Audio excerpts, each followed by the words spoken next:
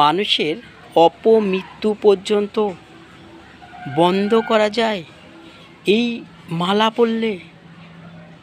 কি বলছে আমাদের শাস্ত্র, আগে শুনুন। বলছি রুদ্রাক্ষের কথা। রুদ্রাক্ষটা কি জানেন? মহাদেবের নয়ন থেকে যে জল পড়ছে, এই জলই রুদ্রাক্ষ নামে পরিচিত। এটা অতি পবিত্র। এই রুদ্রাক্ষ এত পবিত্র যে কেউ যদি এই রুদ্রাক্ষ পরে মাছ মাংস সেবা করে তাহলে এই ব্যক্তি অপরাধী হয়ে যায়। তো শাস্ত্রে বলা হয়েছে কেউ যদি রুদ্রাক্ষ ধারণ করে তার অপমৃত্যু পর্যন্ত বন্ধ হয়ে যায়।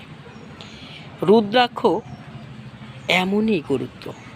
এছাড়া কোনো অপরাধজনিত কোনো ফাঁড়া যদি থেকে থাকে, অ্যাক্সিডেন্ট বা মৃত্যু অথবা দুর্ঘটনা, এই রুদ্রাক্ষ পরার ফলে এটা কেটে যায়। একমুখী রুদ্রাক্ষ অতি দুর্লভ, সবচেয়ে ভালো। মহাদেব কি করে জানেন? হাতে রুদ্রাক্ষমালা আর হৃদয়ে কৃষ্ণ চিন্তন, এই নিয়েই সর্বদা পড়ে থাকে।